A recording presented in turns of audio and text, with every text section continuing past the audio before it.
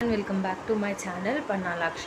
ఈరోజు మనం semester 2 first year degree వాళ్ళకి unit 1 bills of exchange proforma explanation and general entries explanation అనేది ఈ వీడియోలో కవర్ చేద్దాము. సో ఫస్ట్ ప్రొఫార్మాకి వెళ్ళినట్లయితే మనకి ప్రొఫార్మాలో జస్ట్ ఏం లేదు, date, particulars, LF, debit, credit, journal entries in the books of A, journal entries in the books of B అని రాసుకోవాలి, చాలిపోతుంది. ఓకేనా? Journal entries in the books of A are వాళ్ళ పేర్లు ఉంటాయి కదా, వాళ్ళే రాసుకుంటే సరిపోతాయి. అట్లా మనం టూ బాక్సెస్ క్రియేట్ చేయాలి. లాంగ్ ప్రాబ్లమ్స్కి వస్తే ఇలా 2 బాక్సెస్ అనేటివి క్రియేట్ చేయాలి. సో జనరల్ ఎంట్రీస్కి వస్తే ఇక్కడ చూడండి, when the bill is received and retained in the own possession. So ఎప్పుడైతే బిల్ అనేది రిసీవ్ అవుతుందో, రీటైన్ అవుతుందో, అప్పుడు ఈ జనరల్ ఎంట్రీస్ అనేటివి క్రెడిటార్కి ఉంటాయి, ఈ జనరల్ ఎంట్రీస్ అనేటివి సప్లయర్కి అంటే డెబిటర్కి ఉంటాయి అని అర్థం. ఓకే, సో ఏమేమి ఎంట్రీస్ ఉంటాయి అనేది చూడండి. When goods are sold on credit, ఎప్పుడైతే గూడ్స్ సెల్ చేస్తారో అప్పుడు జనరల్ ఎంట్రీ ఏమొస్తుంది, consumer account debtor to sales account. Next, when bill is drawn and duly accepted by the customer. So bill అనేది draw చేసి అది యాక్సెప్ట్ చేస్తే మనకి journal entry ఏమని వస్తుంది, bills receivable account debtor to customer account.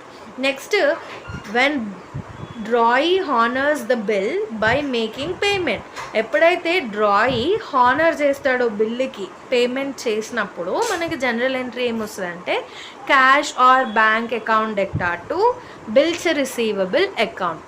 Okay, ఇది మనకి ఈ 3 జనరల్ ఎంట్రీస్ క్రెడిటార్ లేదా డ్రాయర్ అని కూడా అనొచ్చు. సో వాళ్ళ బుక్స్లో ఈ 3 జనరల్ ఎంట్రీస్ అనేటివి వస్తాయి. Next, in the books of డ్రాయిని మనం డెబిటర్ అని కూడా అనొచ్చు. When goods are purchased on credit అన్నప్పుడు, ఎప్పుడైతే మనం గూడ్స్ని పర్చేస్ చేస్తామో అప్పుడు జనరల్ ఎంట్రీ ఏమొస్తుంది, purchase account debtor to supplier account. Next, when bill is accepted, so బిల్ని ఎప్పుడైతే యాక్సెప్ట్ చేస్తారో అప్పుడు జనరల్ ఎంట్రీ ఏమొస్తుందంటే supplier account debtor to bills payable account. Next, when payment of bill is made on due date, bill pi payment జరిగితే అప్పుడు general entry ఏమొస్తుందంటే bills payable account debtor to cash account. ఇది debtor బుక్స్లో general entries అన్నమాట. ఈ general entries పక్కాగా మీరు గుర్తుపెట్టుకుంటే మీకు ఫర్దర్గా ప్రాబ్లమ్స్ అనేటివి అర్థమవుతాయి. నెక్స్ట్ వీడియోలో ఈ జనరల్ ఎంట్రీస్ బేస్ చేసుకొని ప్రాబ్లమ్స్ ఎలా చేయాలి అనేది డిస్కస్ చేద్దాం. So come to the problem. A receives 3 promissory notes for B dated 1st January 2016 for 3 months. One bill is for 3,000 and the second bill is for 4,000 and third bill is for 5,000. ఇక్కడ ఏమంటున్నారంటే ఏ అనే వ్యక్తి, B అనే వ్యక్తి ఇద్దరు ఉన్నారనమాట.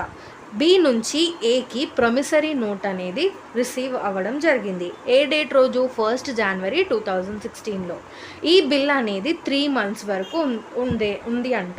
So first bill వచ్చేసి మనకి 3,000, సెకండ్ బిల్ వచ్చేసి మనకి 4,000, థర్డ్ బిల్ 5,000తోని ఉన్నాయి. సో ఫస్ట్ బిల్ ఆయన రిసీవ్ చేసుకున్నాడు. సెకండ్ బిల్ ఏం చేసిండంటే ఇమీడియట్గా ఎండార్స్ చేసినాడు అనమాట. ఇంకొక థర్డ్ పర్సన్కి ఇచ్చేసినాడు అనమాట ఆ బిల్. నెక్స్ట్ థర్డ్ బిల్ ఏం చేసిండంటే 4th January 2016 రోజు ఆ థర్డ్ బిల్ అనేది డిస్కౌంట్ చేసినాడు బ్యాంకుతో. ఓకేనా? సో డిస్కౌంట్ చేసినాడు. ఎంత డిస్కౌంట్ చేసినాడు, 4,700 అనేది డిస్కౌంట్ చేసినాడు. సో ఇప్పుడు మనకి ఏం అడుగుతున్నారంటే pass the entries in A and B journal assuming the bills are met on maturity, they are dishonoured. So ఇక్కడ మనకి జనరల్ ఎంట్రీస్ పాస్ చేసి చేయమని చెప్తున్నాడు. ఏ ఇంకా బి జనరల్ ఎంట్రీస్ చేయమని చెప్తున్నాడు అనమాట. సో ఇప్పుడు స్టార్ట్ చేద్దాము. మనకు తెలుసు ప్రొఫార్మా తెలుసు కదా. ఫస్ట్ హెడ్డింగ్ ఏమని పెట్టాలి, జనరల్ ఎంట్రీస్. ఇక్కడ ఎవరు బిల్ని యాక్సెప్ట్ చేస్తున్నారు, ఏ కదా. సో ఆఫ్ ఏ. ఓకేనా. తర్వాత date, particulars, LF, debit, credit. Okay, so నేను ఇక్కడ షార్ట్ ఫామ్ రాశాను, మీరు ఎగ్జామ్లో షార్ట్ ఫామ్ రాయొద్దు, మొత్తం పేరు రాయండి, డెబిట్ అండ్ క్రెడిట్ రాయండి. ఓకేనా. సో ఇప్పుడు ఎప్పుడు 2016 Jan 1 రోజు బిల్ అనేది రిసీవ్ అయింది. ఎవరి త్రూ రిసీవ్ అయింది? బితో రిసీవ్ అయింది. ఎవరికి రిసీవ్ అయింది? ఏకి రిసీవ్ అయింది. So bills receivable account డెబ్టార్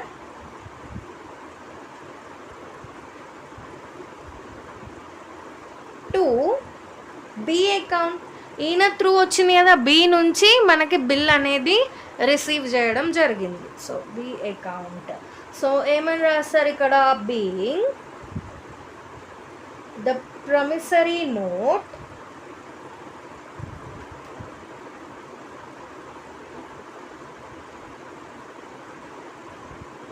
receive. Okay, ఈ స్టేట్మెంట్ అనేది రాయాలి. ఎంత రిసీవ్ అయినాము? ఫస్ట్ బిల్ ఎంత? 3000. ఇక్కడ డాష్ పెట్టేసుకోండి. ఓకే, క్లియర్ కదా ఇది. సెకండ్ డే, అదే డేట్ రోజు ఏం జరిగింది? సెకండ్ బిల్ అనేది ఇమీడియట్గా సికి ఎండార్స్ చేసినాడు. So C account debtor to bills receivable account.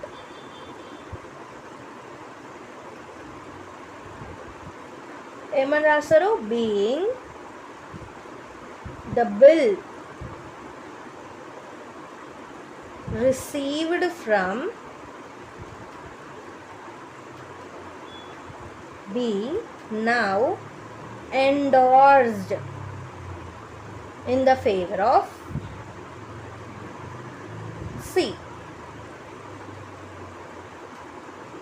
ఎంత సెకండ్ బిల్ ఎంత అమౌంట్ మనకి? 4000. సో సెకండ్ బిల్ ఎంత మనకి? 4000. సో ఇక్కడ 4000 రాశారు. క్లియరా? Second entry. ఇప్పుడు థర్డ్ ఎంట్రీ ఏంటి అంటే, థర్డ్ బిల్ ఏం చేసిండు ఆయన? వెంటనే బ్యాంక్ వెళ్ళి డిస్కౌంట్ అనేది చేయించినాడు. సో ఎప్పుడు చేయించినాడు? 4th January చేయించినాడు. సో Jan 4th మనకి డిస్కౌంట్ అయింది కాబట్టి bank account debtor to discount account debtor to bank account debtor, discount account debtor to bills receivable. ఓకేనా. Account. So bank account debtor, discount account debtor to bills receivable account. So ఆయన deposit అంటే discount చేయకముందు bill ఎంత ఉండే? Total third bill ఎంత ఉంది? 5000. ఓకేనా, 5000. So ఇక్కడ మనకి ఎంత అయినా బ్యాంకులో డిస్కౌంట్ చేయించినాడు? 4700. బ్యాంక్ దగ్గర 4700 వేసుకోండి. నౌ 4700 మైనస్ 5000 చేసి ఎంత వస్తుంది? 300 కదా. డిస్కౌంట్ దగ్గర 300 వేసుకోండి. ఓకేనా, ఈ విధంగా చేయాలి. సో దీనికి ఏం రాస్తారంటే, being the promissory note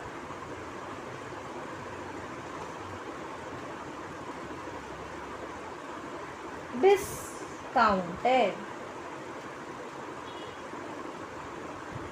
okay, ఈ అమౌంట్స్ రాశారు కదా, ఫినిష్. నెక్స్ట్ ఫోర్త్ ఎంట్రీ ఏంటిది అంటే, మనకి ఇక్కడ ఏమన్నారు? సో 3 బిల్స్ అనేది 3 months వరకు అయింది అన్నారు. సో Jan 1 నుంచి 3 months అంటే ఎప్పటి వరకు? January, February, March. That means 1st April మనము కట్టాలి. బట్ గవర్నమెంట్ ఏం చేస్తుంది అంటే మనకి 3 days గ్రేస్ పీరియడ్ అనేది ఇస్తుంది. ఓకే, సో April 1 నుంచి 3 days అంటే April 1, 2, 3 లీవ్ చేసి 4th day మనము మనీ అనేది పే చేయాలి. So April 4th April 4th మనం ఏం చేస్తున్నాము, ఈ 3000 ఏదైతే మనం రిసీవ్ అయినామో ఫస్ట్, ఆ 3000ని ఇప్పుడు మనం కట్టాలి. So bill cash account debtor to bills receivable account.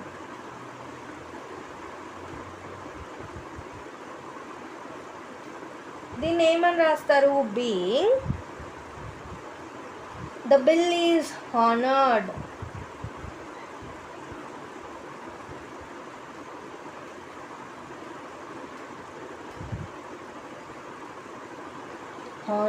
on due date అని రాస్తే సరిపోతుంది. అమౌంట్ ఎంత, ఫస్ట్ బిల్ ఎంత మనకి 3000.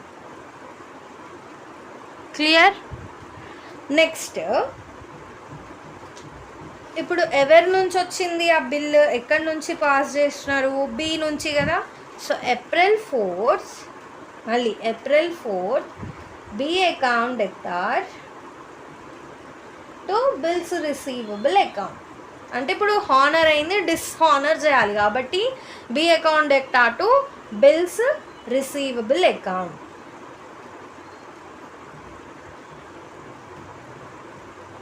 Being the bill is dishonored on the due date. ఎంత, ఫస్ట్ బిల్లే హానర్ అయింది, ఇప్పుడు డిస్హానర్ అయింది. 3000 క్లియరా. నెక్స్ట్ ఏం చేయాలి అంటే సెకండ్ బిల్ ఉంది కదా, సెకండ్ బిల్ని కూడా మనం ఇప్పుడు డిస్హానర్ చేయాలి. అంటే April 4th B account debtor to C account ఏం రాస్తారు, being the bill is dishonoured which was endorsed in the favor of C.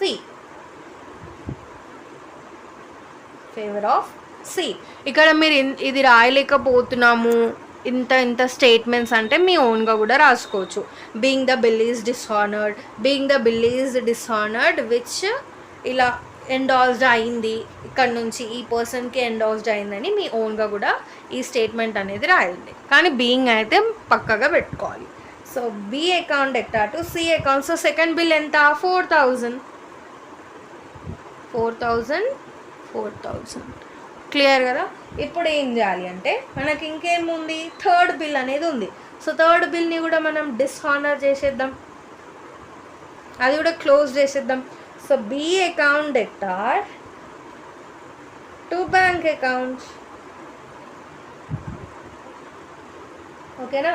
So ఇప్పుడు దీన్ని ఎలా రాస్తారంటే being the bill is dishonoured which was discounted with the bank, which was discounted with the bank. ఎంత third bill 5000 కదా. So 5000. So ఇక్కడి వరకు మనకి general entries అనేటివి కంప్లీట్ అయినాయి. ఇప్పుడు ఏం చేయాలి అంటే journal entries in the books of B. Already ఇక్కడ మనం ఏవి చేసాము, ఇప్పుడు బీవి చేయాలి.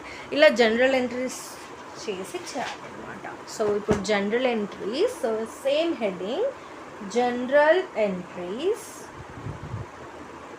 In the books of B. Okay, in the books of A చేసాం కదా, ఇప్పుడు బి చేయాలి. మళ్ళీ date, particular, LF, debit and credit. So ఇప్పటిదాకా ఇప్పుడు ఎవరైతే బిల్ని యాక్సెప్ట్ చేస్తున్నారో ఆ ఎంట్రీ రాయాలన్నమాట. So 2016 Jan 1st A account debtor to bills payable account. Okay, to bills payable account. ఎంత మొత్తం అంటే మొత్తం 3 బిల్స్ వరకు చేసినాడు కదా. సో 3000 ప్లస్ 4000 ప్లస్ 5000 ఎంత అవుతుంది టోటల్గా? సో టోటల్గా 12,000 అనమాట. ఓకే, 12,000 ఇక్కడ వేసేసుకోండి. అంటే 3 బిల్స్ కలిపి వేసేసుకుంటున్నా. మీకు ఎలాబరేట్ చేయాలి అనుకుంటే A's account debtor to first bill payable account. ఓకేనా. తర్వాత being the acceptance of first bill drawn, ఈ విధంగా రాసుకోవచ్చు. అట్లా 3 బిల్స్ని ఇలా ఎలాబరేట్ చేసుకోవచ్చు, సపరేట్గా రాసుకోవచ్చు. లేదు మనకి టైం సేవ్ చేసుకుందాము అనుకుంటే ఈ విధంగా అయినా చేయొచ్చు, మార్క్స్ అయితే పడతాయి. నెక్స్ట్ ఏప్రిల్ 4th బిల్ అనేది 3 బిల్స్ హానర్ అయింది. ఎప్పుడు మనకి ఇక్కడ డిస్హానర్ చేసినాం కదా, ఇప్పుడు హానర్ వేయాలి అంతే. Bills payable account debtor to bank account. ఎంత? 3 బిల్స్ మళ్ళీ 3,000 ప్లస్ 4,000 ప్లస్ 5,000 ఎలాబరేట్ చేసుకోవచ్చా అంటే మీ ఇష్టం, చేసుకోవచ్చు. 3,000 ప్లస్ 4,000 ప్లస్ 5,000 టోటల్గా ఎంత? 12,000. ఏమని రాస్తారు ఇక్కడ?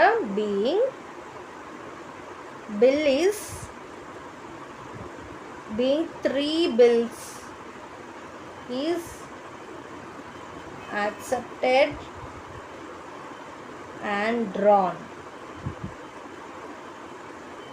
ఇక్కడ being all 3 bills honored on due date.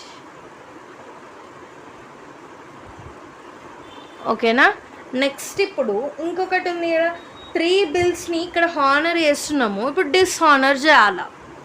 Clear?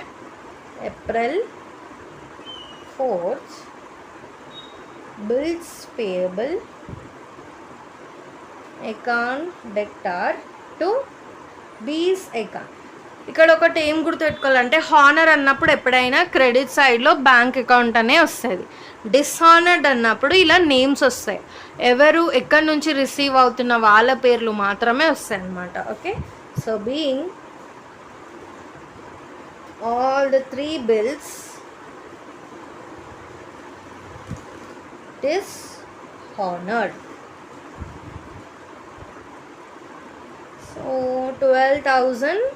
12,000. So ఈ విధంగా అనేది మనం చేయాలి. ఓకే.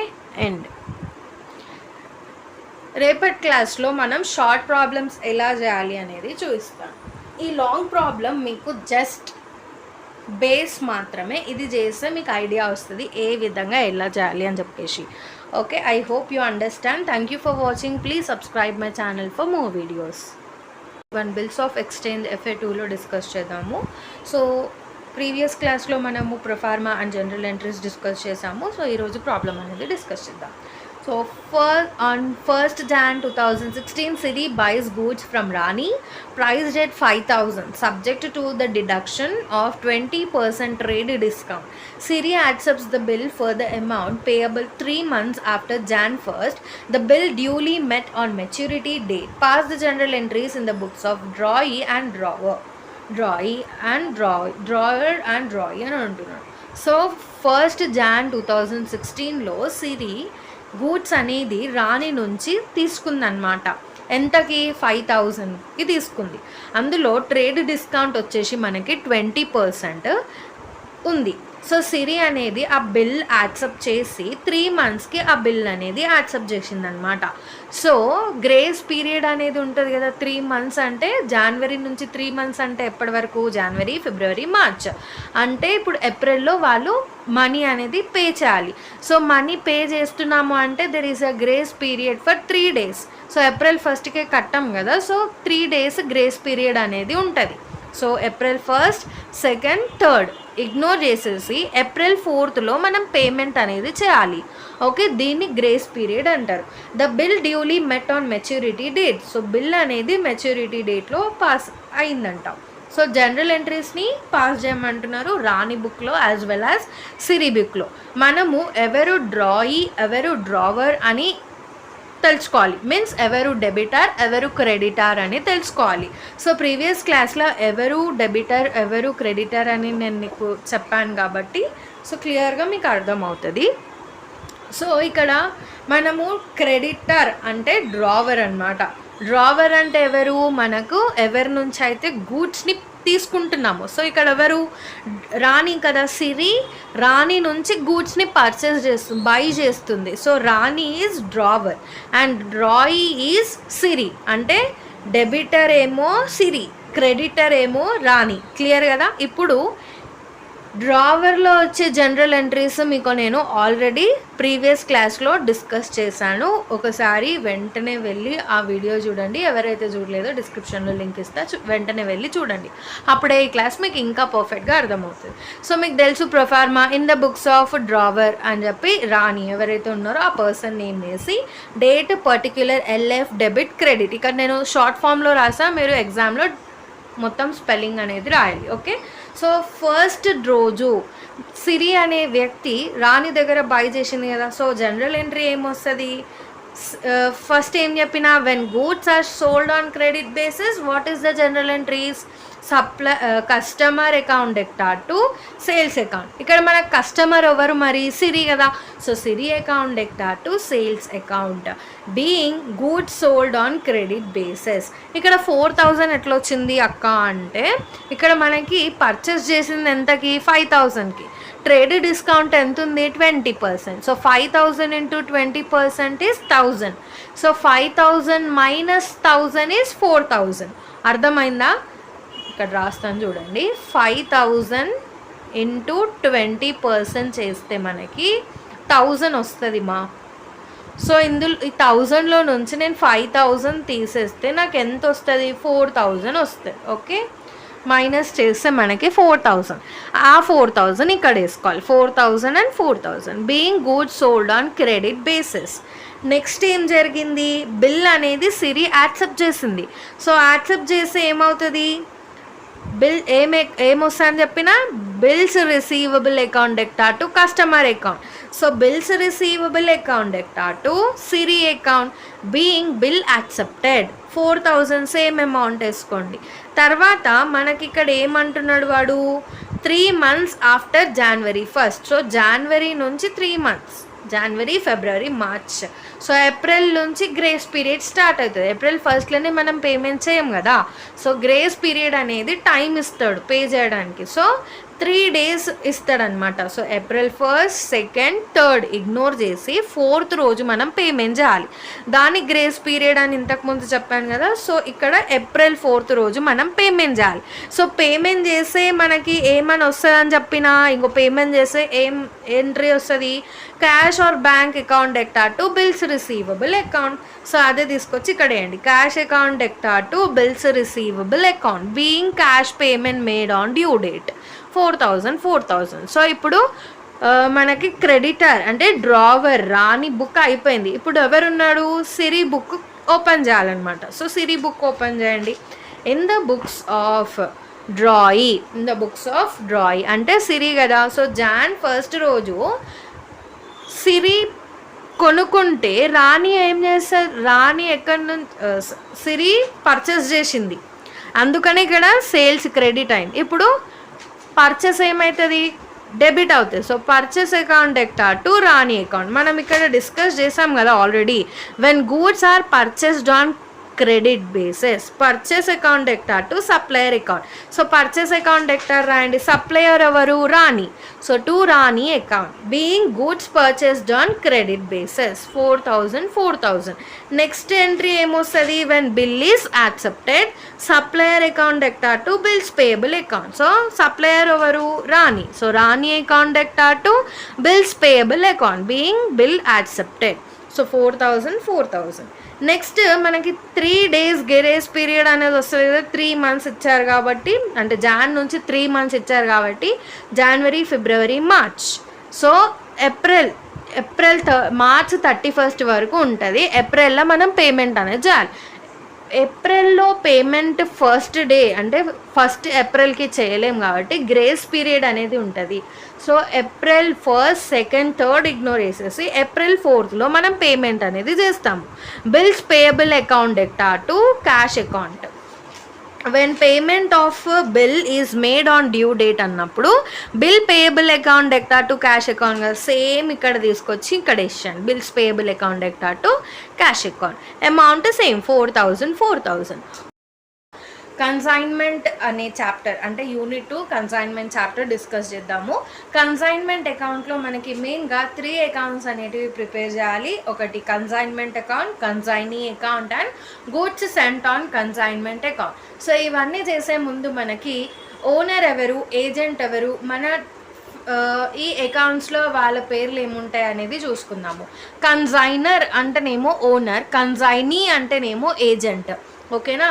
సో ఇప్పుడు అవి తెలిసినాయి కాబట్టి మనం డైరెక్ట్గా ప్రొఫార్మాకి వచ్చేద్దాం. సో ప్రొఫార్మా పైననే మనకి ప్రాబ్లమ్స్ అనేటివి డిపెండ్ అయి ఉంటాయి కాబట్టి పర్ఫెక్ట్గా నేర్చుకోవడానికి ట్రై చేయండి. In the books of consignor. So consignment account అని పెట్టండి. Debit, credit, particular amount. Okay. First goods ఎప్పుడైతే మనకి సెండ్ చేస్తారో అప్పుడు అది debit side. To bank account ఏవైతే కన్సైనర్కి ఎక్స్పెన్సెస్ ఉంటాయి కదా ఆ ఎక్స్పెన్సెస్ని టు బ్యాంక్ అకౌంట్గా డెబిట్ సైడ్ చూపించాలి. Next to consignee account. Even ఏజెంట్కి కూడా సమ్ ఎక్స్పెన్సెస్ అనేటివి పడతాయి. సో అయినది కూడా మనం డెబిట్ సైడే చూపించాలి. టు కన్సైనీ అకౌంట్ అంటే కన్సైనీ ఎక్స్పెన్సెస్. మనం కన్సైనీ అంటే ఏజెంట్కి కమిషన్ ఇస్తాం కదా, అందుకనే టు కన్సైనీ అకౌంట్ కమిషన్ అని రాసుకోండి బ్రాకెట్స్లో. నెక్స్ట్ బ్యాడ్ డెట్స్ కూడా ఉంటాయి కన్సైనీకి. So to consignee account bad debts. Next coming to credit side, by consignee account ఎంత సేల్స్ చేసినాడు అయినా కన్సైనీ ఏజెంట్ ఎంతైతే సేల్స్ చేసిండో ఆ అమౌంట్ ఇక్కడ వేసుకుంటాం. Next by goods sent on consignment account returned goods. ఇప్పుడు ఫర్ ఎగ్జాంపుల్ 100 TVs ఉంటే ఈ కన్సైనీ ఏజెంట్ 50 TVs మరికే అమ్మేసి అంటే 50 TVs వరకు సేల్ చేసి ఇంకా 50 TVs ఉన్నాయి కదా అవి మళ్ళీ మనకి ఓనర్కి రిటర్న్ చేస్తే అది రిటర్న్ గూడ్స్ అని అంటాం. ఎన్ని కేసెస్లో ఇది ఉండదు, సమ్ కేసెస్లో ఈ ఎంట్రీ అనేది వస్తుంది. Okay. Next by consignment stock unsold stock అంటే ఏంటి? ఇప్పుడు 100 TVs ఉన్నాయి, అందులో 50 సేల్ చేసి ఇంకా 50 సేల్స్ అలాగే ఏజెంట్ దగ్గరనే ఉన్నాయి, అది ఇంకా సేల్ చేయలేడు, దాన్ని అన్సోల్డ్ స్టాక్ అని అంటారు. అది కూడా మనం క్రెడిట్ సైడ్ వేసుకుంటాం. ఓకే. నెక్స్ట్ క్రెడిట్ సైడ్ మనకి లాస్ వస్తుంది, డెబిట్ సైడ్ ప్రాఫిట్ వస్తుంది. ఓకే. ఇక్కడ సైడ్ ప్రాఫిట్, ఇక్కడ సైడ్ లాస్. నెక్స్ట్ అకౌంట్ ఏం ప్రిపేర్ చేయాలి మనం? Consignee account. కన్సైన్మెంట్ అకౌంట్ అయిపోయింది, కన్సైనీ అకౌంట్ క్రియేట్ చేయాలి. సో కన్సైనీ అకౌంట్ కోసం మనం ఏం చేయాలి అంటే మీకు ఇంకా క్లియర్గా అర్థమవుతుంది. సో కన్సైనీ అకౌంట్ ఎక్కడెక్కడైతే కన్సైనీ అని ఉందో పేరు ఆ అన్ని ఎంట్రీస్ ఇక్కడ వచ్చేసాయి అనమాట. ఫస్ట్ అడ్వాన్స్ ఏమైనా ఉంటే అప్పుడు బై బ్యాంక్ అకౌంట్ అడ్వాన్స్ అంటే మన క్వశ్చన్స్లో అడ్వాన్స్ పేడ్ ఇలాంటివి ఉంటాయి కదా, ఆ అమౌంట్ తీసుకొచ్చి ఇక్కడ వేసేసాలి. తర్వాత బై కన్సైన్మెంట్ అకౌంట్. సో ఇది ఎట్లా వచ్చిందంటే ఇప్పుడు డెబిట్ సైడ్ చూడండి, ఎక్కడెక్కడైతే మీకు కన్సైనీ పేర్లు కనిపిస్తున్నాయో అవన్నీ తీసుకొచ్చి ఇక్కడ సైడ్ క్రెడిట్లో వేసేయండి. సి ఎక్స్పెన్సెస్ ఆఫ్ కన్సైనీ ఇక్కడ తీసుకొచ్చేయండి. కమిషన్ కూడా ఉంది కదా, ఇక్కడ తీసుకొచ్చేయండి. నెక్స్ట్ కన్సైనీ బ్యాడ్ డెట్స్ కూడా ఉంది కదా, ఇక్కడ తీసుకొచ్చేయండి. ఇంకేమైనా ఉన్నాయా ఇక్కడ? కన్సైనీకి సంబంధించినవి లేవు. ఇది కన్సైనర్, ఈ 3 కన్సైనీ. ఓకే, నెక్స్ట్ ఇక్కడెక్కడైనా అంటే క్రెడిట్ సైడ్లో కన్సైనీ కనిపిస్తున్నారా? ఎస్, సేల్స్ దగ్గర కన్సైనీ ఉన్నారు. సో ఇది తీసుకొచ్చి డెబిట్ సైడ్ వేసుకోవాలి. ఓకే, డెబిట్ సైడ్లో వేసుకోవాలి. ఏమని వేసుకోవాలి? టు కన్సైన్మెంట్ అకౌంట్ అని వేసుకోవాలి. ఓకే, వాళ్ళ పేర్లు యూజ్ చేయొద్దు. బై కన్సైన్మెంట్ అకౌంట్, కన్సైన్మెంట్ అనే వస్తుంది మ్యాక్సిమం. ఓకే, సో ఇప్పుడు ఫర్ ఎగ్జాంపుల్ ఇక్కడ 7,000 అని ఉంది, ఇక్కడ 2,000 అని ఉంది. So 7,000 minus 2,000 5,000. సో ఎక్కడైతే తక్కువ ఉంటుందో అక్కడ మనకి బ్యాలెన్సింగ్ ఫిగర్ అనేది ఉంటుంది. అంటే నార్మల్గా అయితే ఎక్కువ శాతం డెబిట్ సైడే వస్తుంది కాబట్టి నేను ఇక్కడ రాసి చూపించాను.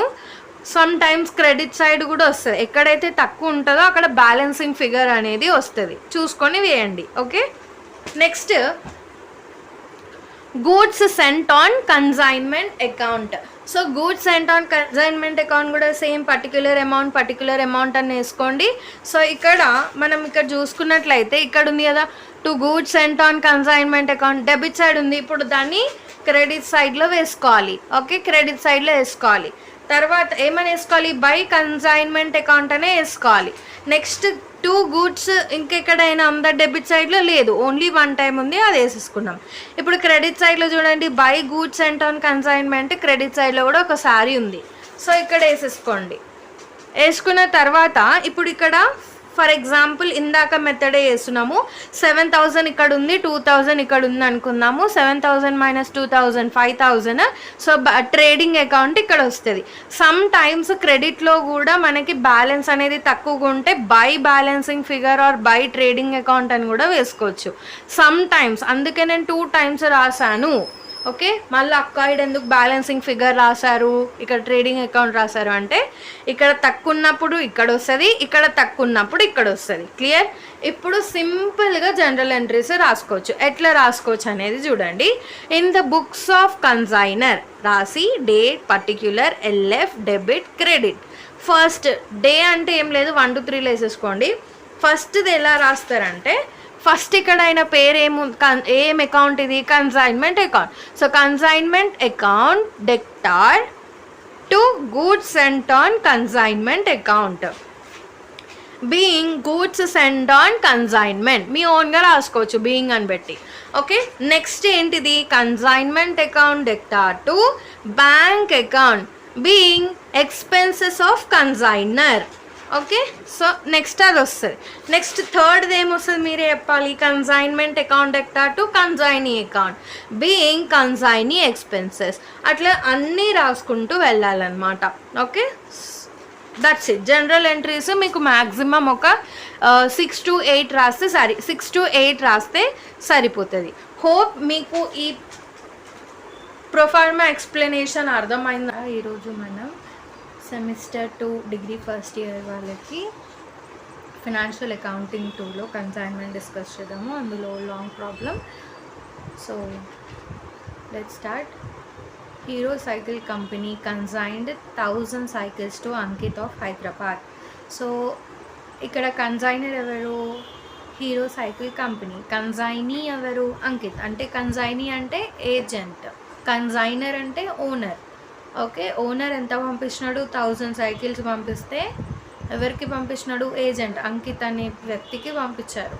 సో 1000 cycles ఒక్కొక్కటి ఎంత పడిందంట? 400. The cost of each cycle was 400. Consignor paid 10,000 for freight and 1,500 for insurance. So owner ఎంత పే చేశాడంటే 10,000 ఫ్రైట్కి, 1,500 ఇన్సూరెన్స్కి పే చేసినాడు. During the transit 100 cycles were totally damaged. Transportation టైంలో 1000 cyclesలో 100 cycles డ్యామేజ్ అయినాయంట. ఓకే, సో ఈ సిచ్యువేషన్ని మనం అబ్నార్మల్ లాస్ అని అంటాం. The insurance company admitted the claim at 25,000. So damage అయిన గూడ్స్కి ఇన్సూరెన్స్ కంపెనీ క్లెయిమ్ చేసింది ఎంత? 25,000. Next Ankit took delivery of 900 cycles. తో 1000 cyclesలో 100 డ్యామేజ్ అయ్యాయి. ఇంకా ఎన్ని మిగిలాయి? 900 cycles. ఆ 900 cyclesకి అంకిత్ దగ్గరికి రిసీవ్ అయ్యాయి అంట. సో ఆయనకి అయ్యే ఎక్స్పెన్సెస్ ఎంత, 1530 ఆక్ట్రాయ్కి పే చేశాడు. The account sales received from Ankit showed the following. Sales 800 cycles. So ఆయన 900 సైకిల్స్ రిసీవ్ అయితే జస్ట్ 800 సైకిల్స్ మాత్రం సేల్ చేశాడు. ఒక్క సైకిల్ ఎంతకు అమ్మినాడు, 500కి అమ్మినాడు. Expenses 2000, commission 5%. Ankit settle the account by bank draft, prepare consignment account and Ankit account. దీంతో పాటు మనం goods and on consignment account కూడా ప్రిపేర్ చేద్దాం. ఓకే, సో ఫస్ట్ అకౌంట్ ఏం ప్రిపేర్ చేయాలి, in the books of Hero cycle company అంటే కన్సైనర్ బుక్ ఓపెన్ చేయాలి. దాన్ని ఏమంటారు, consignment account. So date particular amount, debit credit. Okay, so first ఏమొస్తుంది, proforma ఎవరైతే వినలేదో డిస్క్రిప్షన్లో లింక్ ఇస్తాను. ప్రొఫార్మా ఫస్ట్ విన్న తర్వాతే ఇక్కడికి రండి, అప్పుడు ఈ ఎంట్రీస్ ఏంటి అనేటివి అర్థమవుతాయి. ఓకే, సో ఫస్ట్ ఏమొస్తుంది మనకి, ప్రీవియస్ క్లాస్లో నేను చెప్పాను ప్రొఫార్మా ఎక్స్ప్లెయిన్ చేసినప్పుడు ఫస్ట్ ఇక్కడ ఏమొస్తాయి అని చెప్పేసి. To goods and on consignment account అంటే ఏంటి, ఓనర్ ఎంత పంపించాడు స్టాక్, 1000 సైకిల్స్ పంపించాడు. ఒక్క సైకిల్ కాస్ట్ ఎంత, 400. So 1000 into 400 is 4 lakh. Next to bank account అంటే కన్సైనర్ యొక్క ఎక్స్పెన్సెస్ అనమాట. అంటే ఓనర్ ఎక్స్పెన్సెస్ ఎంత పే చేశాడు, ఫ్రైట్కి 10,000, 1500 ఏమో ఇన్సూరెన్స్కి పే చేసినాడు. So 10,000 + 1500 is 11,500. నెక్స్ట్ ఏమొస్తుంది, కన్సైనీ ఎక్స్పెన్సెస్. కన్సైనీ ఎవరు, అంకిత్ కదా. So to Ankit account expenses 2000 ఇక్కడ ఆల్రెడీ ఉన్నాయి, ప్లస్ ఆయన జాబ్ నుంచి ఎంత పే చేసినాడు, 1530 ఆక్ట్రాయ్కి పే చేసాను కదా, అది కూడా ఒక type of expenses. So 1530 + 2000 is 3530. Okay, next commission. దేని మీద చేస్తాము, సేల్ బేస్ మీద చేస్తాము. సో ఎన్ని సేల్స్ చేశాడు ఆయన, 800 సేల్స్ చేసినాడు. ఓకే, 800 సైకిల్స్ మాత్రమే అమ్మినాడు. ఎంతకు అమ్మినాడు ఒక్కొక్క cycle, 500. So 800 into 500 is 4 lakh. So by Ankit account 800 into 500 ఎంత అవుతుంది, 4 lakh. ఇప్పుడు కమిషన్ ఈ 4 lakh మీద తీయాలి. 4 lakh into 5% 20,000. ఓకే, సో ఏమని రాస్తాడు, to Ankit account commission 5% on sale. 4 lakh into 5% is 20,000. Next ఇదేం సిచ్యువేషన్ అని చెప్పాను, అబ్నార్మల్ సిచ్యువేషన్ అని చెప్పాను. సో అబ్నార్మల్ సిచ్యువేషన్ని ఎలా క్యాల్కులేట్ చేస్తాము అంటే, ఎంత డ్యామేజ్ అయ్యాయి ట్రాన్స్పోర్టేషన్ టైంలో, 100. ఒక్కొక్క సైకిల్ ఎంత కాస్ట్ అయింది, 400. So 100 into 400 40,000 plus proportionate consignor expenses అంటే ఓనర్ ఎక్స్పెన్సెస్ 10,000 ఫ్రైట్కి, ఇన్సూరెన్స్కి 1500 కట్టినాడు కదా, అంటే టోటల్గా ఎంత, 11,500 డివైడెడ్ బై టోటల్ ఎన్ని సైకిల్స్ ఉన్నాయి, 1000 సైకిల్స్ ఉన్నాయి, ఇంటూ ఎన్ని సైకిల్స్ డ్యామేజ్ అయ్యాయి, 100 సైకిల్స్ డ్యామేజ్ అయ్యాయి. సో దీన్ని ఇప్పుడు సింప్లిఫై చేయండి, లెవెల్ 50 వస్తుంది. ఇప్పుడు ఏం చేయాలి, 40,000 + లెవెల్ 50 యాడ్ చేస్తే 41,150 అబ్నార్మల్ లాస్. ఈ అబ్నార్మల్ లాస్ని తీసుకొచ్చి credit side by abnormal loss account 41,150 ఇక్కడ వేసేసారు. Next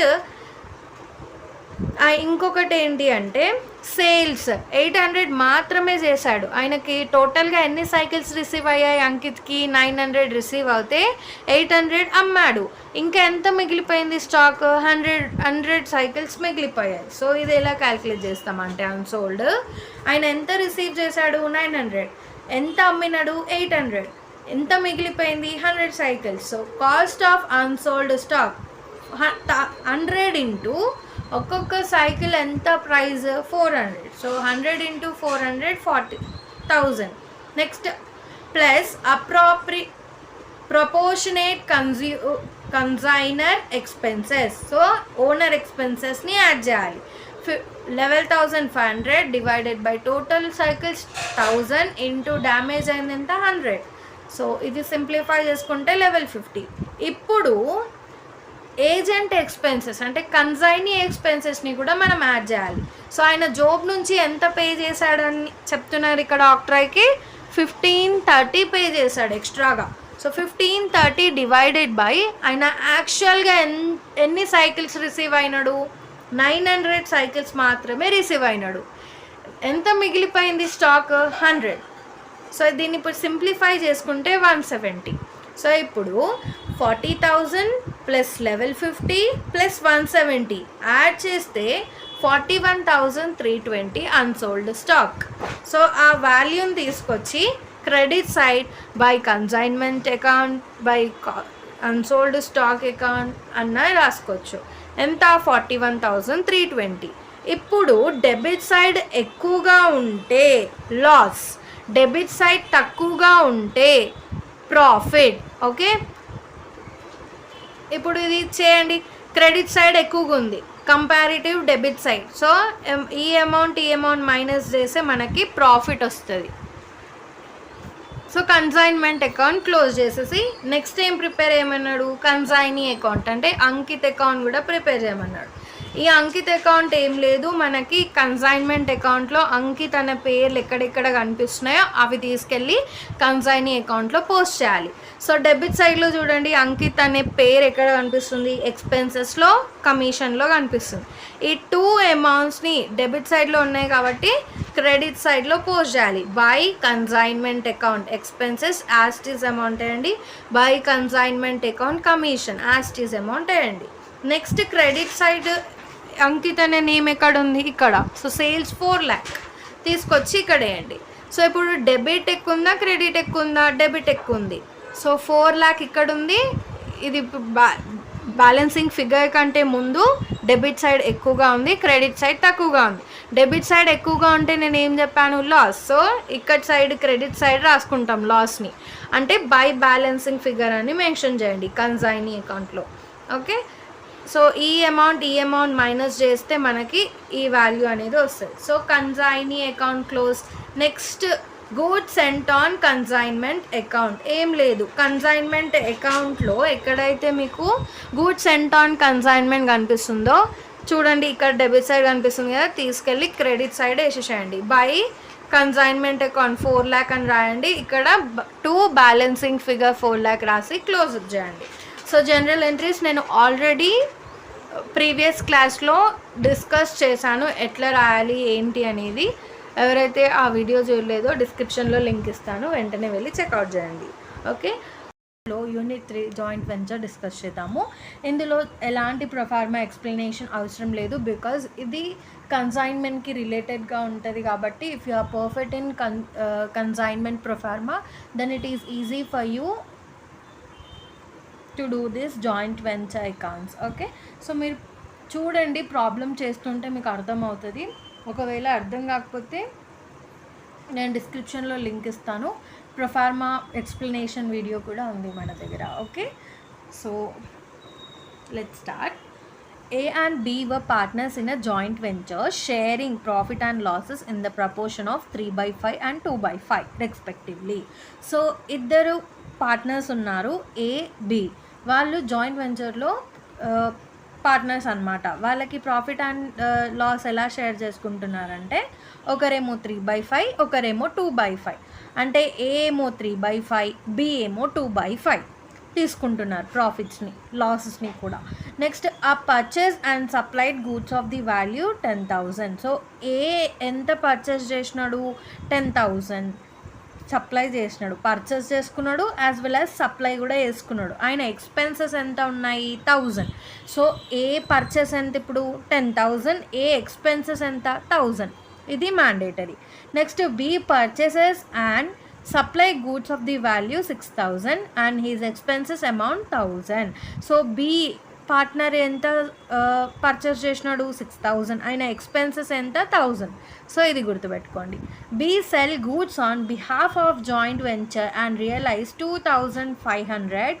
B is entitled to a commission of 2%. So sales వచ్చేసి మనకి 25,000. ఓకే, సో దానికి బి అనే వ్యక్తి కమిషన్ తీసుకుంటున్నాడు 2%. Okay, so be settled he's account by bank draft. Show the important ledger account in the books of both parties. So ఇప్పుడు చూడండి, ఇక్కడే నేను ప్రొఫార్మా ఎక్స్ప్లెనేషన్ కూడా చేస్తాను, మీకు క్లియర్గా అర్థమవుతుంది. సో సపరేట్ వీడియో ఏం అవసరం లేదు ప్రొఫార్మాకి. ఓకే, సో ఇక్కడే వినేయండి. So this is our proforma joint venture account. So 12 మార్క్స్కి ఖచ్చితంగా మనము ఎలాంటి అకౌంట్స్ ఓపెన్ చేయాలి అంటే జాయింట్ వెంచర్ ఒకటి, కో వెంచర్ ఒకటి, మళ్ళీ co venture account in the books of so and so పార్ట్నర్ది, ఇలా తీసుకోవాలన్నమాట. మొత్తం 4 టైప్ ఆఫ్ అకౌంట్స్ ప్రిపేర్ చేస్తాం. ఎలా చేస్తాం అనేది ఇప్పుడు చూద్దాం, ఓకేనా. సో ఫస్ట్ వచ్చేసి చూడండి, joint venture account in the books of A. First partner ఎవరు మనకి? ఏ. సో అందుకనే ఫస్ట్ అకౌంట్ ఏది ఓపెన్ చేద్దాం. Okay, so debit, credit, date particular amount, date particular amount. First to bank account అని రాయండి. టు బ్యాంక్ అకౌంట్ ఎవరిది రాస్తారు? First partner ఎవరున్నారు? ఏ. సో ఏ యొక్క పర్చేస్, ఏ యొక్క ఎక్స్పెన్సెస్ని రాసుకోవాలి. ఓకే, నెక్స్ట్ ఏం రాస్తారు? టు బి అకౌంట్ అంటే నెక్స్ట్ పార్ట్నర్ ఎవరున్నారు? బి కదా. సో అయినది పర్చేస్, అయినది ఎక్స్పెన్సెస్ రాసుకోవాలి. తర్వాత బి కమిషన్ తీసుకుంటున్నాడు కదా, సో బి అకౌంట్ కమిషన్, ఆయన ఎంత పర్సెంట్ తీసుకుంటున్నాడో అది రాసుకోవాలి. కంప్లీటెడ్. సేల్స్ రాసుకోవాలి, అంతే. ఇంతకు మించి ఏమి రాదు. ఇలాంటి టైప్ ఆఫ్ క్వశ్చన్స్ మాత్రమే వస్తాయి. ఓకే, అంత డెప్త్గా కూడా అడగరు, సింపుల్గానే అడుగుతారు. ఇలాంటి టైప్ ఆఫ్ ప్రాబ్లమ్స్ ఎక్కువగా అడిగే ఛాన్సెస్ అయితే ఉంది. సో ఈ విధంగా. సో ఇప్పుడు మీకు ప్రొఫార్మా చూసాక మీకు ఒక ఐడియా వస్తుంది, అరే it is related to consignment కదా. ఫస్ట్ కన్సైన్మెంట్లో ఎలా ఉంటుంది? ఓనర్ ఎన్ని గూడ్స్ పంపించాడు, తర్వాత కన్సైనీ ఎన్ని ఎక్స్పెన్సెస్ పెట్టుకున్నాడు, ఆయన కమిషన్ ఏంటి. క్రెడిట్ సైడ్ ఏముంటుంది? సేల్స్ ఉంటుంది, అన్సోల్డ్ స్టాక్ ఉంటుంది. సేమ్ అదే విధంగా జాయింట్ వెంచర్ అకౌంట్లో కూడా మీరు అబ్జర్వ్ చేస్తే ఫస్ట్ పార్ట్నర్ ఏ ఎక్స్పెన్సెస్, ఇంకా purchases, partner B purchases expenses, తర్వాత బి కమిషన్, తర్వాత సేల్స్, అంతే. ఓకే, సో ఫస్ట్ ఇప్పుడు ప్రిపేర్ చేద్దాము. సో టు బ్యాంక్ అకౌంట్ అని రాసుకోండి. ఫస్ట్ ఇక్కడ మనకు క్వశ్చన్లో ఏమర్థమైంది? A purchased and supplied goods of value 10,000. So A purchase ఎంత చేసిండు పర్చేస్ అయినా? ఏ వ్యక్తి 10,000. సో 10,000 ఈడ పెట్టుకోండి. ఓకే, నెక్స్ట్ ఆయన ఎక్స్పెన్సెస్ ఎంత? 1,000. So 10,000 plus 1,000 is 11,000. Okay, so clear కదా. నెక్స్ట్ టు బి అకౌంట్ అని ఓపెన్ చేయండి. B purchase and supplies goods of the value 6,000. So purchase value వచ్చేసి 6,000, ఎక్స్పెన్సెస్ వచ్చేసి 1,000. 6,000 plus 1,000 is 7,000. Okay, next sales, joint venture and release. B sells goods on behalf of joint venture. ఇక్కడ sale అని డైరెక్ట్గా mention చేయలేడు, sales goods అని mention చేసినాడు. అంటే ఇది 25,000 అనేది సేల్స్ కిందకి తీసుకుంటాం. సో సేల్స్ ఎట్ సైడ్ వస్తుంది? Credit side. బై బి ఎవరు చేస్తున్నారు? బి చేస్తున్నాడు కదా. So by B account sales 25,000. Clear. తర్వాత ఈ 25,000 మీద బి 2% కమిషన్ అనేది తీసుకుంటున్నాడు. So to B account commission 25,000 into 2/100 is 500. ఇప్పుడు చేయండి, credit side 25,000 and debit side వచ్చేసి 11,000 ప్లస్ 7,000 ప్లస్ 500 ఎంత అవుతుంది? 18,500. సో డెబిట్ సైడ్ తక్కువ ఉంటే నేను ఏమని చెప్పాను? ప్రాఫిట్ అని చెప్పాను కదా ప్రీవియస్ క్లాస్లో కన్సైన్మెంట్ చాప్టర్ ఎక్స్ప్లెయిన్ చేసినప్పుడు. డెబిట్ సైడ్ ఒకవేళ తక్కువగా ఉంటే మనకి ప్రాఫిట్, క్రెడిట్ సైడ్ తక్కువగా ఉంటే అప్పుడు లాస్ అనేది అక్కర్ అవుతుంది. ఓకే, సో 18,500 మైనస్ 25,000 చేసే 6,500 ఈజ్ అవర్ ప్రాఫిట్. ఇప్పుడు ఈ 6,500ని వీళ్ళు ప్రాఫిట్ అండ్ లాస్ ఎంత రేషియోకి చేస్తున్నారు అంటే షేర్ చేసుకుంటున్నారు. ఏ ఏమో 3/5, బి ఏమో 2/5. ఇప్పుడు ఈ 6500ని 3/5 ఇంకా 2/5తోని మల్టిప్లై చేయాలి. సో 6000 ఇంటూ 3/5 అంటే 3900. ఇది ఏ వాల్యూ. నెక్స్ట్ బీకి ఎంత షేర్ వస్తుందంటే 6500 ఇంటూ 2/5 అంటే 2600. సో ఇప్పుడు ఇది మొత్తం చేయు 11,000 ప్లస్ 7,000 ప్లస్ 5,000 ఇస్ ఎంత వచ్చింది ఇంతకు ముందుకు 18,500 plus 6,500 is 25,000. So both tallied 25,000. So first account close చేసేసారి. Joint venture account in the books of B or A చేసాం కదా. ఇప్పుడు మనం బి అకౌంట్ అంటే కో వెంచర్ అకౌంట్ క్రియేట్ చేయాలి.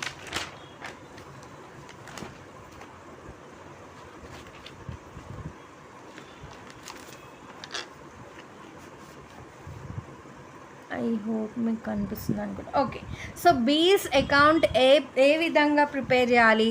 Debit, credit, date particular amount. Same మళ్ళీ కన్సైన్మెంటే repeat అవుతుంది.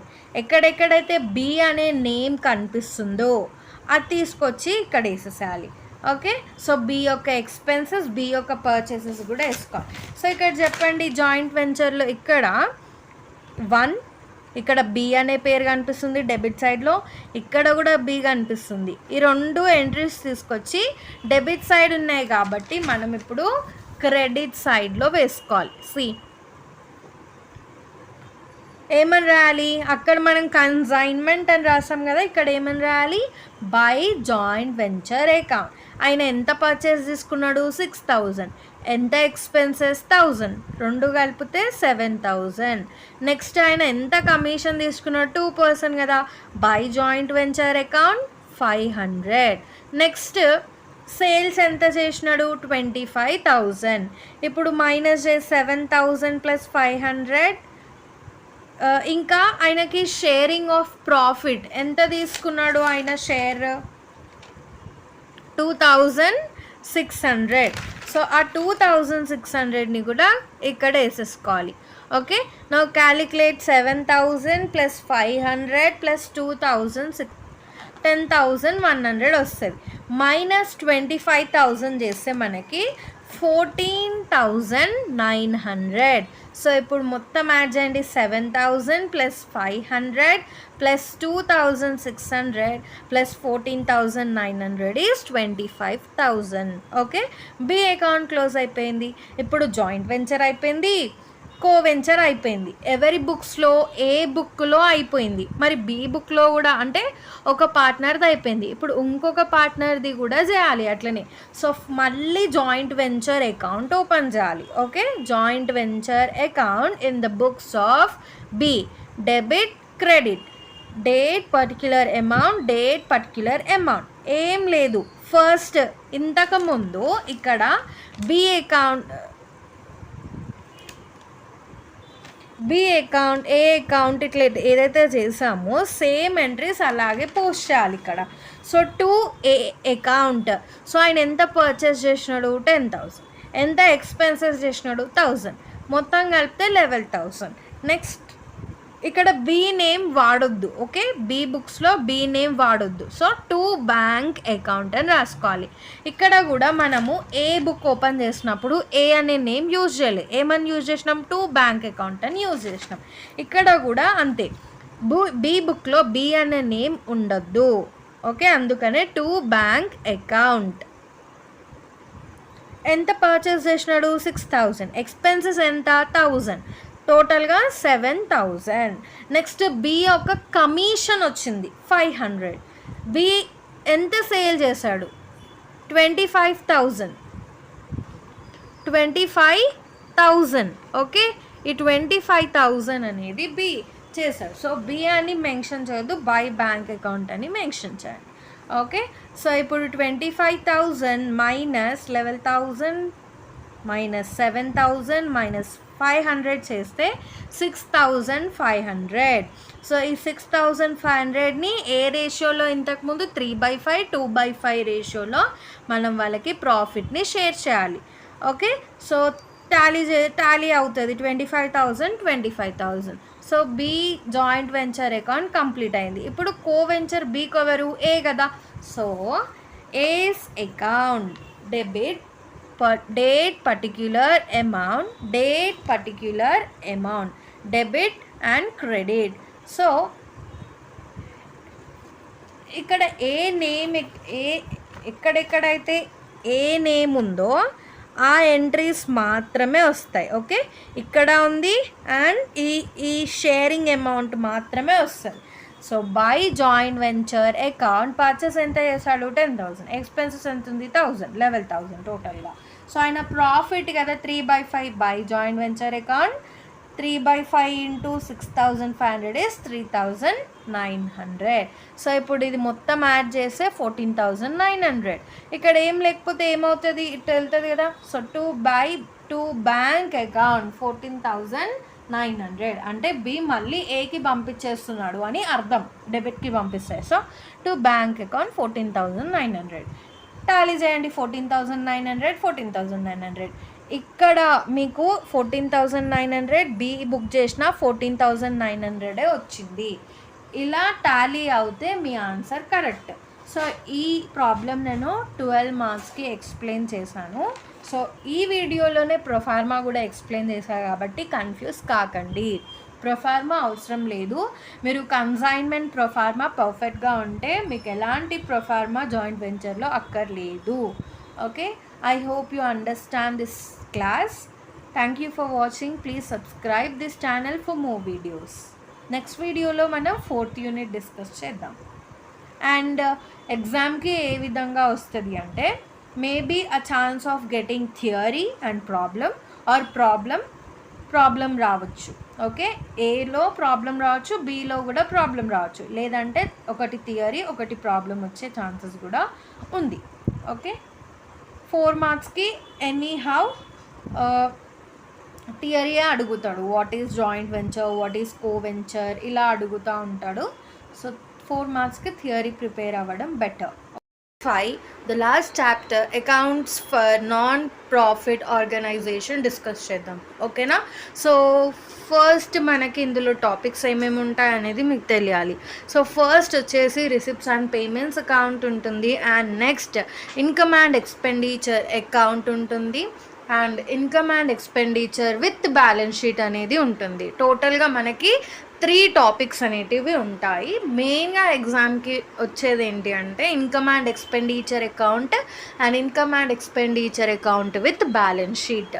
ఓకేనా, ఇవి ఎక్కువగా ఫోకస్ చేయండి, 12 మార్క్స్కి ఇంపార్టెంట్. నెక్స్ట్ వచ్చేసి receipts and payments maybe chance of short answer. Okay, లేకపోతే సమ్ టైమ్స్ 12 మార్క్స్కి కూడా అడిగే ఛాన్సెస్ ఉన్నాయి కాబట్టి లాస్ట్లో మనం రిసిప్ట్స్ అండ్ పేమెంట్స్ డిస్కస్ చేద్దాము. But important concepts first discuss చేద్దాం, that is income and expenditure account. So ఇక్కడ చూసుకున్నట్లయితే మీకు ప్రొఫార్మా అనేది ఉంది. Okay, always expenditure is called as payment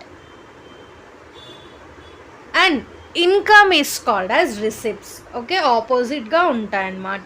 ఇప్పుడు ఇక్కడ మీరు రిసిప్ట్స్ అండ్ పేమెంట్స్ అకౌంట్ చూస్తే ఈ రిసిప్ట్స్ అన్నీ కూడా మనకి ఇన్కమ్, నెక్స్ట్ పేమెంట్స్ అన్నీ కూడా ఎక్స్పెండిచర్. ఈ ఇన్కమ్ అండ్ ఎక్స్పెండిచర్లో ఏంటి అంటే మనం ఎలాంటి అసెట్స్ని ఇక్కడ తీసుకోమన్నమాట. సో ఈ ప్రొఫార్మాని కనుక మీరు పర్ఫెక్ట్గా నేర్చుకుంటే మీ 12 మార్క్స్ మీ హ్యాండ్స్లో ఉంటాయి. Okay, let's start now. దీనికి ప్రొఫార్మా ఎలా ఉంటుంది, debit credit, expenditure debit, income credit, amount. ఓకేనా, ఇది ప్రొఫార్మా మనకి. సో ఈ ప్రొఫార్మా ఒకసారి మంచిగా చూసుకోండి. ఇంపార్టెంట్ పాయింట్ వచ్చేసేది ఎలాంటి అసెట్స్ మనం ఇన్కమ్ అండ్ ఎక్స్పెండిచర్ అకౌంట్లో తీసుకోము, ఇది ఒకటి గుర్తుపెట్టుకుంటే సరిపోతుంది. So let's start a problem. Simple amount, income, amount. Okay, next to balance by balance ఇప్పుడు మనకి ఇన్కమ్ అండ్ ఎక్స్పెండిచర్లో అవసరం లేదు, అసెట్స్ కూడా అవసరం లేదు. సో సింప్లీగా ఇక్కడ చూడండి. ఫస్ట్ పేమెంట్ సైజ్ చూడండి, బికాజ్ ఎక్స్పెండిచర్స్ కాబట్టి by salary is also an expenditure. So 2 salaries. Next medicine వస్తుందా? రాదు, because it is an opening medicine కాబట్టి మనం ఇక్కడ అడ్జస్ట్మెంట్ అనేది ఉంది. So medicine opening balance as on 1st April is 2000. So 2000 opening balance.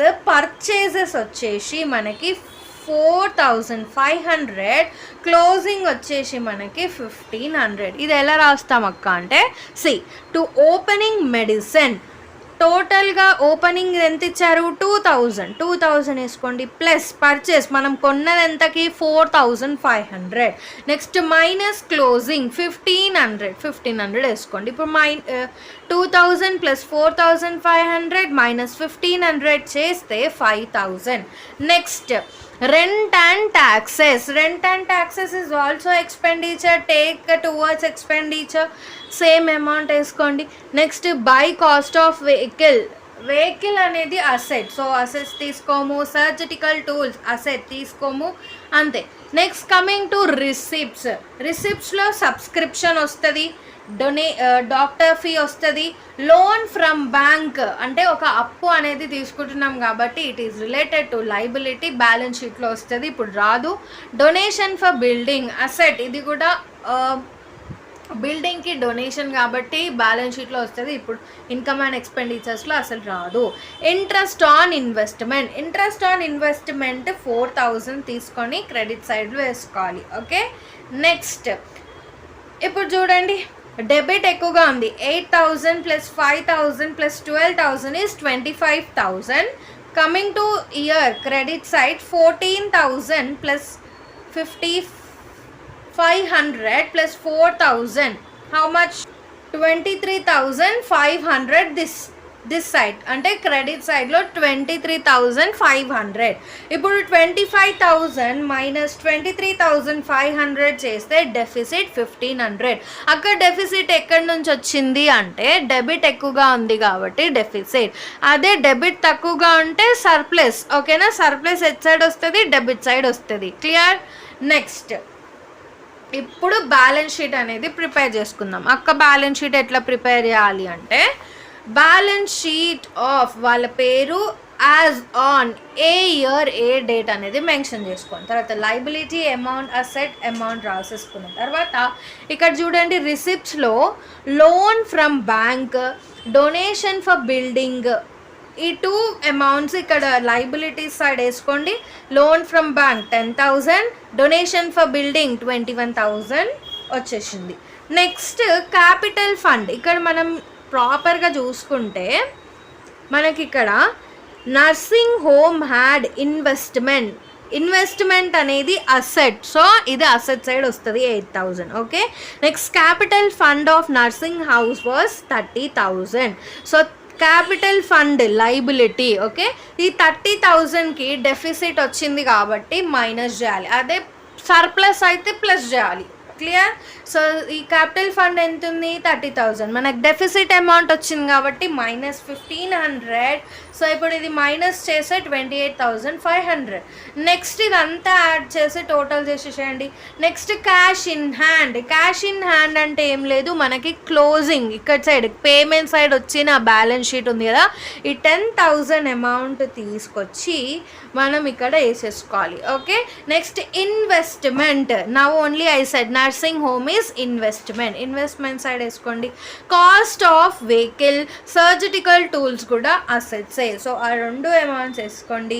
Next closing medicine is also a type of asset, so అందుకని 1500 కూడా మనం అసెట్గానే ట్రీట్ చేస్తాము. సో ఇప్పుడు ఇవన్నీ యాడ్ చేయండి. 10000 plus 8000 plus 20000 plus 20000 plus 1500 is 59500. Year also 59500. అంతే, ఇంతే simple. ఓకేనా? C receipts and payments account. Okay, ఇది 4 మార్క్స్ అంటే లైక్ షార్ట్ ఆన్సర్స్కి వచ్చే ఛాన్స్ ఉంది. సమ్ కేసెస్ 12 మార్క్స్ కూడా వచ్చేస్తుంది.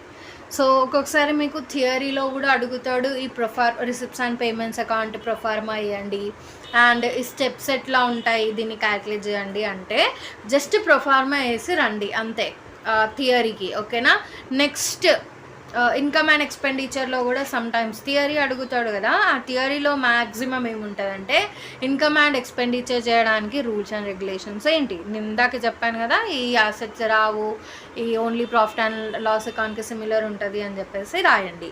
తర్వాత ప్రొఫార్మా పర్ఫెక్ట్గా నేర్చుకోండి. మీరు పాజ్ చేసుకొని స్క్రీన్ షాట్స్ తీసుకోండి. Income and expenditure, receipts and payments 2 ఇచ్చాను, 2 ప్రిపేర్ అవ్వండి. యాజ్ ఇట్ ఈజ్ రాసేస్తే మీకు కమ్సే కమ్ 10 to 11 మార్క్స్ వస్తాయి. ఓకే. సో ఇది ఎప్పుడు థియరీకి వచ్చినప్పుడు మోస్ట్ ఆఫ్ ద సిచ్యువేషన్స్ వాడు థియరీ ఎలా అడుగుతాడంటే మొత్తం ఈ ప్రొఫార్మా గురించే ఉంటుంది. ఆ ప్రొఫార్మాలో ఏమేమి ఈ నేమ్స్ ఏమేమి వస్తాయి అనేటివే మ్యాక్సిమం ఉంటాయి. సో ప్రొఫార్మా వెళ్ళి వేస్తే మీకు మ్యాక్సిమం 10 మార్క్స్ to 11 మార్క్స్ వస్తాయి. ఓకే. థియరీకి నేను చెప్పేది. నా receipts and payments account debit receipts ఉంటాయి, పేమెంట్స్ క్రెడిట్ సైడ్ ఉంటాయి. Okay. So to balance brought down, by balance carry down it side ఉంటుంది. Okay. Subscription, entrance fee, general donation, sales, furniture అన్నీ ఒకటే దగ్గర ఉంటాయి. ఆ ఉన్నాయి అన్నిట్లో నువ్వు జల్లడబట్టాలి, రిసిప్ట్స్ ఏవి పేమెంట్స్ ఏవి అని చెప్పేసి. సో ఈ ప్రొఫార్మా పర్ఫెక్ట్గా ఉంటే మీకు అనేది ఈజీ ఈ రిసిప్ట్స్ అండ్ పేమెంట్స్. ఇప్పుడు ఒక చిన్న ప్రాబ్లం చేసి చూద్దాము సో దట్ మీకు ఇంకా ఈజీగా అర్థమవుతుంది. Seema, from the following details prepare receipts and payments account. Opening balance. Okay. So opening balance is always receipts. Opening balance of cash, opening balance ఇవన్నీ కూడా రిసిప్ట్స్.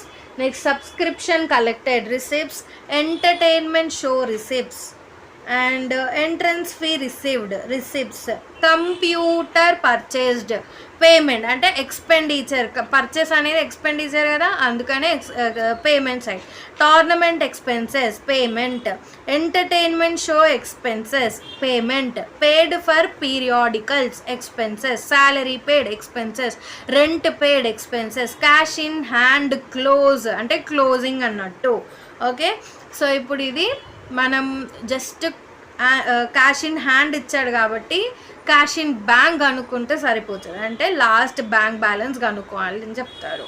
సో ఏవేవి రిసిప్ట్స్ ఏవేవి పేమెంట్స్ అనేటివి తీసుకున్నాం కదా. సో ఇక్కడ చూడండి, opening balance of cash 1500, bank balance 45,000, subscription 8,000, entertainment receipts 4,000, entrance fee 2,000. ఇదంతా యాడప్ చేయండి 2,000 వస్తుంది. Okay. Next it's computer purchase, tournament expenses, entertainment show, paid for periodical salaries, rent paid and balance carried on only cash in hands, that is 1,800 ఉంది. ఇప్పుడు ఎలా కనుక్కుంటారు అంటే 20,000 minus 3,000 minus 3,000 minus 1,800 minus 1,200 minus 1,200 minus 4,000 minus 1,800 చేస్తే మీకు 4,000 bank balance వస్తుంది. మళ్ళీ ఇవన్నీ add up చేస్తే 20,000 వస్తుంది. ఓకే. ఇంతే సింపుల్. ఓకే. ఈ జస్ట్ ఈ by balance carry down amounts ఉన్నాయి కదా క్యాష్ అండ్ బ్యాంక్, అవి జస్ట్ డ్రాగ్ చేసుకొని టు బ్యాలెన్స్ బ్రాడ్ డౌన్ చేస్తే క్యాష్ బ్యాలెన్స్ 1,800, బ్యాంక్ బ్యాలెన్స్ 4,000, ఈ అమౌంట్ని ఇక్కడ సైడ్ తెచ్చుకోవాలి అంతే. Receipts and payments account. I hope మీరు ఈ యూనిట్ క్లియర్గా ఉన్నారనుకుంటున్నాను. All the best for your exam.